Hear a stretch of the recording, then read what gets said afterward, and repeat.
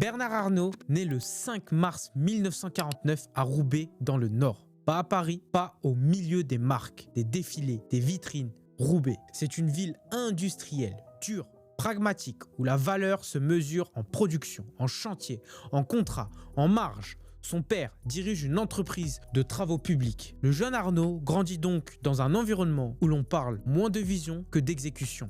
Tenir les délais, livrer, encaisser, gérer les coûts, négocier avec des clients exigeants. Et ce contexte va laisser une trace parce que Bernard Arnault n'a jamais une approche romantique du business. Même quand il sera à la tête de la plus grande entreprise de luxe du monde, son logiciel restera celui d'un industriel.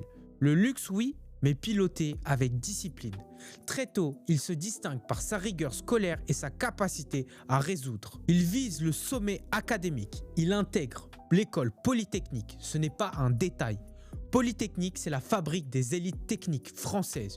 Une école qui forme des cerveaux structurés, capables de manipuler des systèmes complexes, de raisonner en probabilité, en contrainte, en optimisation. Et Arnault sort de là avec une chose rare, un goût pour le contrôle, légitimé par la compétence. Début des années 1970, Bernard Arnault rejoint l'entreprise familiale. Il n'arrive pas en héritier passif, il arrive comme un ingénieur ambitieux, persuadé qu'on peut faire mieux, plus vite, plus rentable. Là où beaucoup auraient simplement repris la suite, lui commence à raisonner en allocation de capital. Où est le meilleur rendement? Quelle activité porte l'avenir? Quelle branche doit être vendue, renforcée, transformée? Et il frappe vite. Il pousse l'entreprise à se recentrer sur la promotion immobilière. Un segment plus rentable que la construction traditionnelle. C'est déjà une méthode Arnault. Quitter le métier historique si la rentabilité structurelle se dégrade et migrer vers la zone où le profit est plus qualitatif, plus récurrent, plus scalable. Il monte en puissance, direction générale, puis présidence avant 30 ans. À ce stade, on pourrait croire que l'histoire est écrite. Un bon élève, bon gestionnaire, une vie confortable, une carrière tranquille d'industriel régional. Mais Arnault ne vise pas le confort. Il vise une position et surtout, il vise une autre échelle, l'international. Début des années 1980, Arnault part aux États-Unis. Les raisons exactes appartiennent à un mélange classique de contexte et d'instinct. La France change, le climat politique inquiète une partie du patronat et l'Amérique apparaît comme un laboratoire de croissance. Mais le point important, ce n'est pas le débat politique, c'est ce que cette parenthèse lui apprend. Aux États-Unis, Arnault tente des opérations immobilières et l'expérience n'est pas un conte de fées. Elle est plus compliquée, plus rude, moins indulgente. Il découvre que l'international, ce n'est pas faire la même chose ailleurs. C'est comprendre un autre marché, d'autres normes, d'autres réflexes clients. Et là, une première leçon se grave. Même avec de l'argent et du talent, tu peux te tromper. Si tu n'as pas le bon timing, le bon emplacement, le bon positionnement. Le terrain sanctionne rapidement, sans état d'âme. Mais ce n'est pas un échec total, c'est une formation accélérée. Arnault revient en France avec une conviction renforcée pour construire quelque chose de très grand. Il faut une base très forte et une stratégie de conquête. Et c'est précisément au moment où il revient que l'opportunité de sa vie se présente. Au début des années 80, l'économie française est secouée. Des groupes industriels historiques souffrent, des conglomérats s'effondrent et dans ce paysage où il y a un groupe textile en faillite, Boussac, en surface c'est un désastre. Dettes, pertes, structures lourdes, avenir incertain. Mais en profondeur, Boussac possède quelque chose d'exceptionnel, Christian Dior. Et là, on voit le cerveau d'Arnault fonctionner. Il ne regarde pas la ruine. Il regarde l'actif caché. C'est exactement le type d'opération qui fait les empires.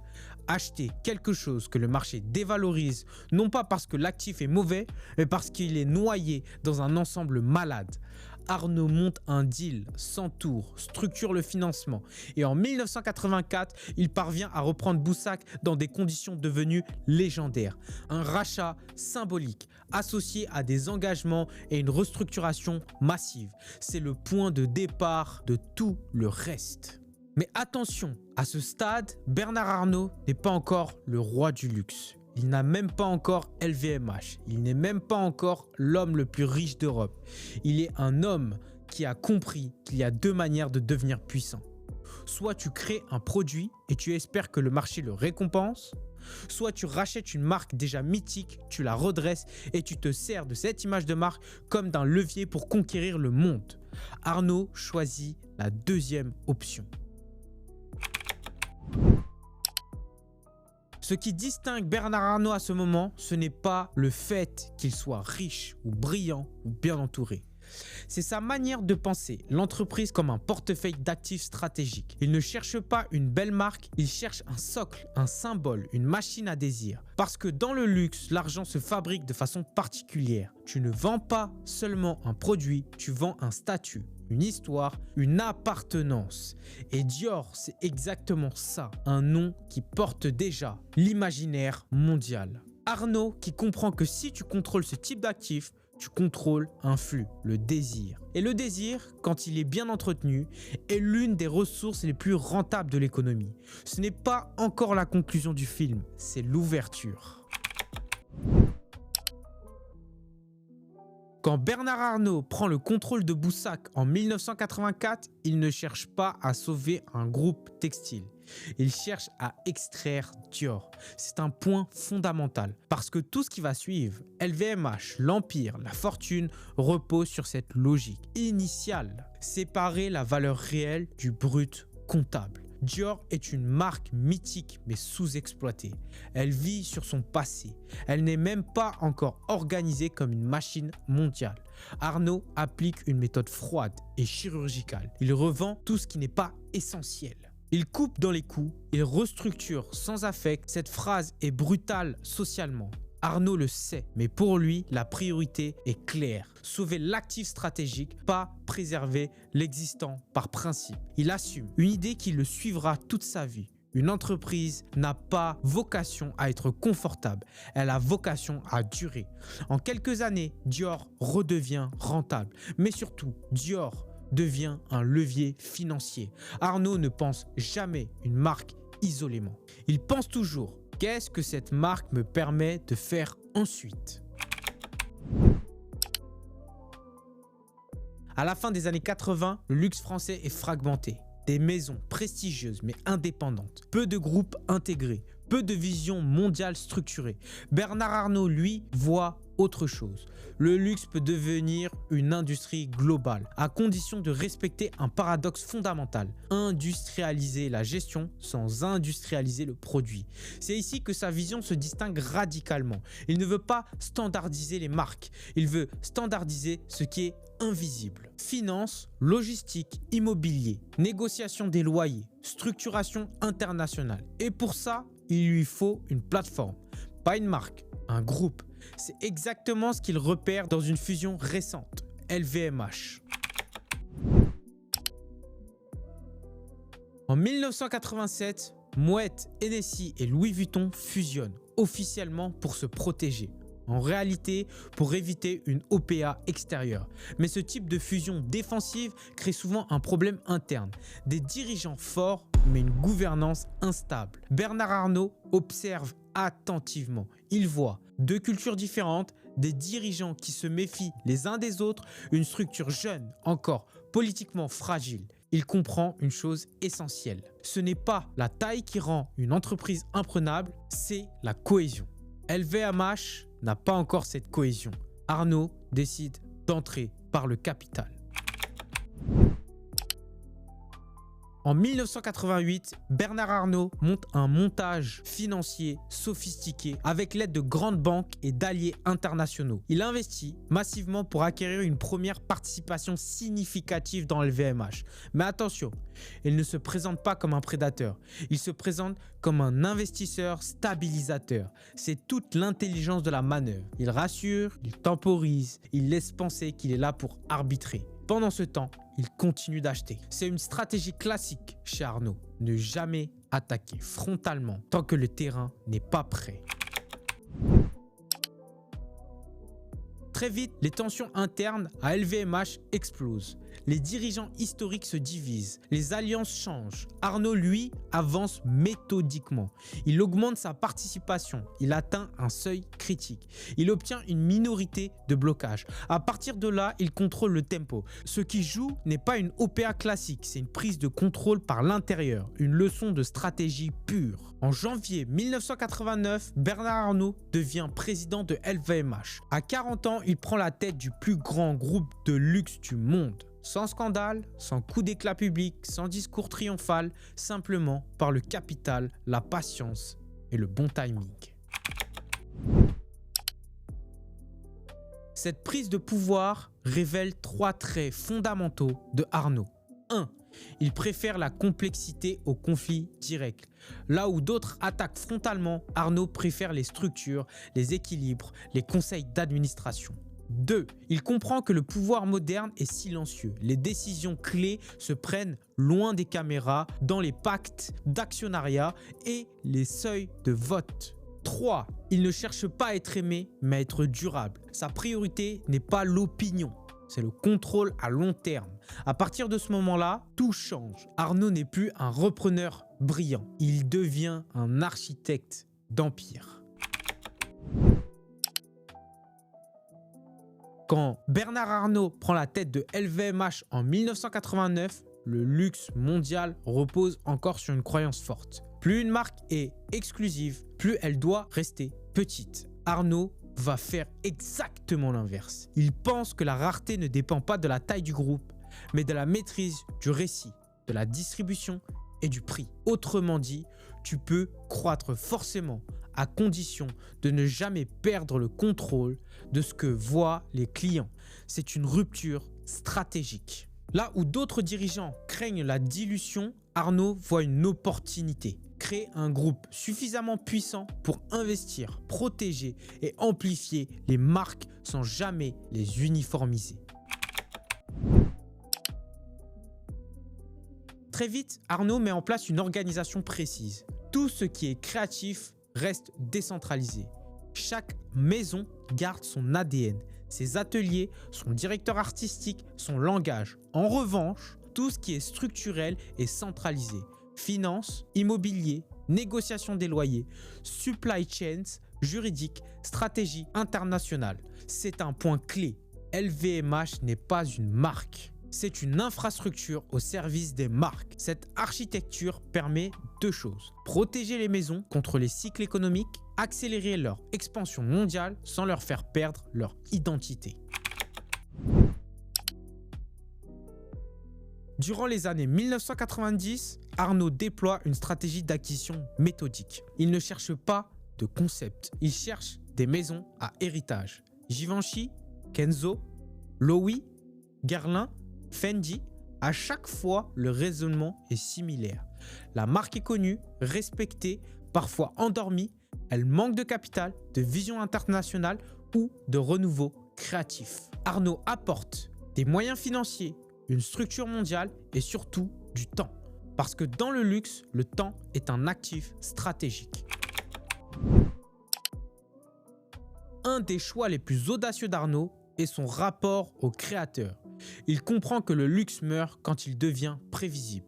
Il n'hésite pas à confier des maisons historiques à des profils inattendus, parfois provocateurs, parfois clivants. Ces décisions sont risquées, elles peuvent choquer, mais elles relancent le désir. Arnault accepte cette volatilité créative parce qu'il sait que le risque artistique est compensé par la solidité financière du groupe. C'est un équilibre rare. Peu de dirigeants savent protéger la création sans l'étouffer. Très tôt, Arnault comprend un principe fondamental du luxe moderne. Si tu contrôles la distribution, tu contrôles la marque. LVMH investit massivement dans les boutiques en propre, dans les emplacements premium, dans l'architecture commerciale. Les prix sont maîtrisés, les soldes limités, les expériences clients scénarisées. Ce n'est pas du retail, c'est du théâtre. Et ce théâtre permet une chose essentielle, maintenir des marges élevées sans dégrader l'image de marque.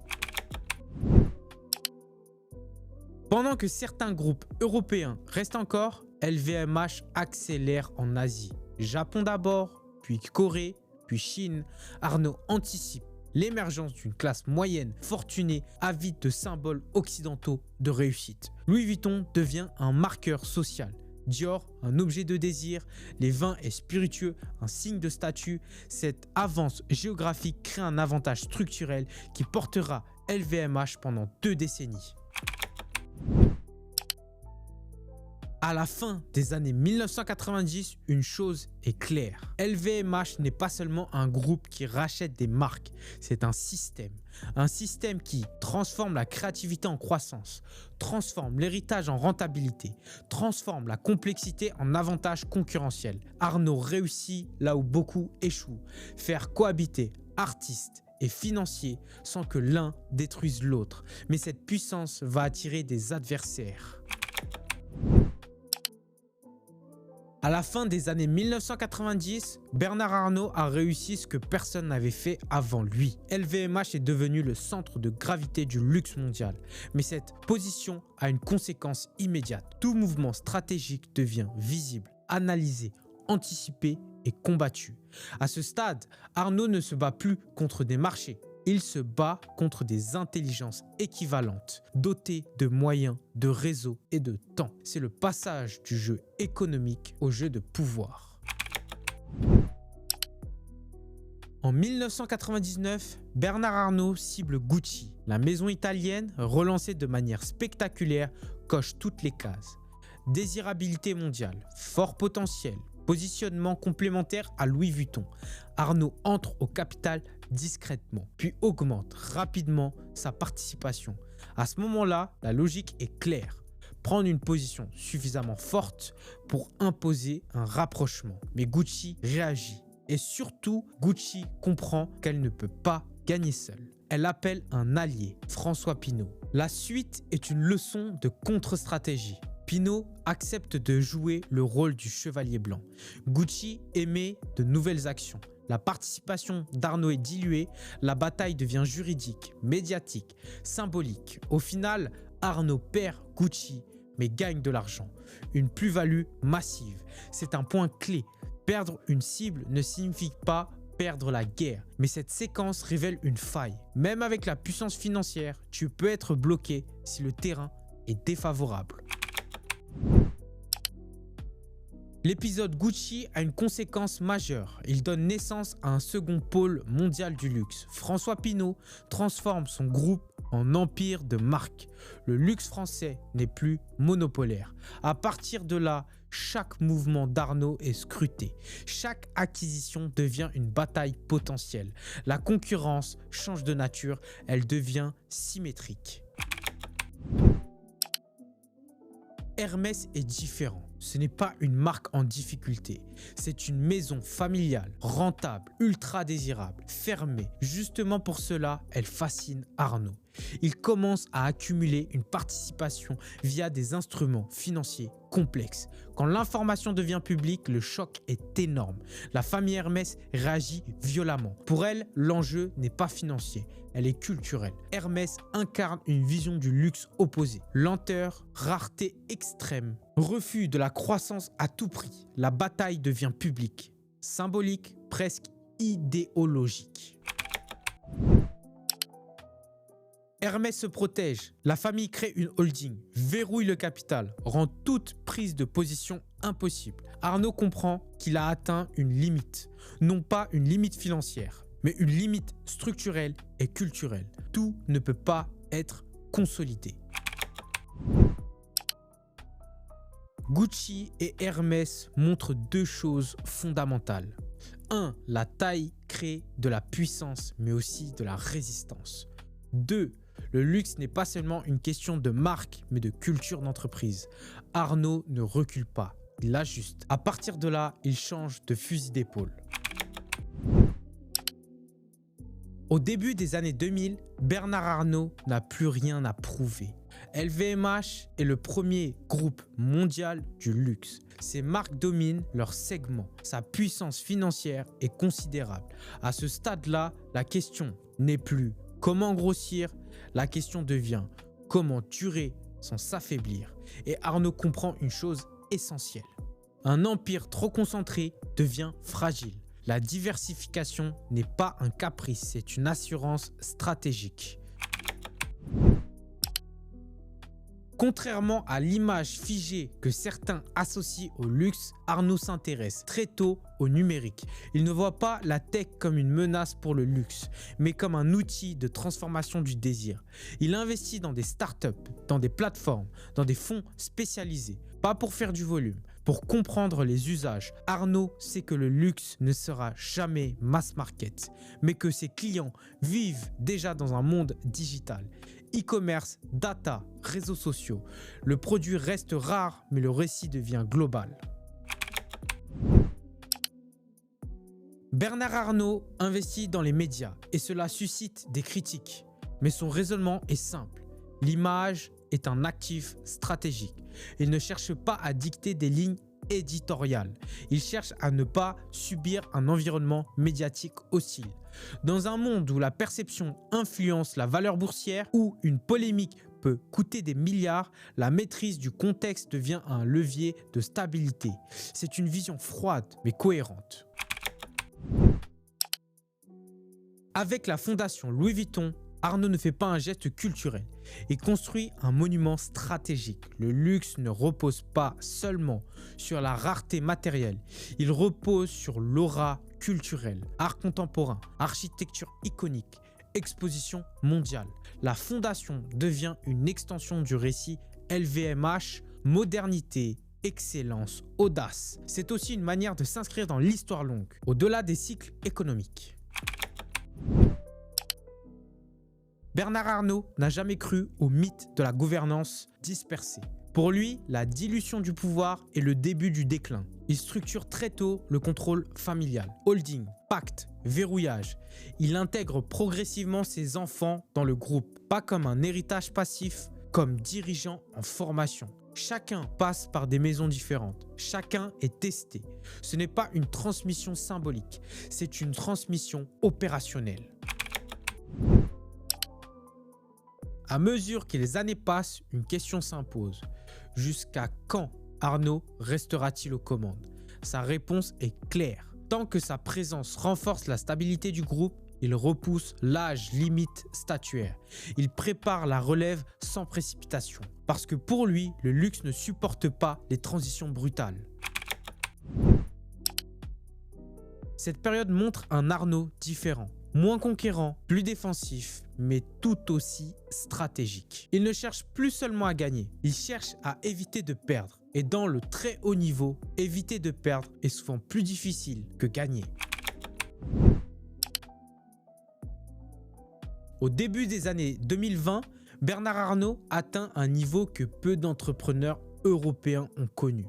LVMH affiche des résultats historiques, des marges élevées, une croissance mondiale, une domination claire sur tous ces segments clés.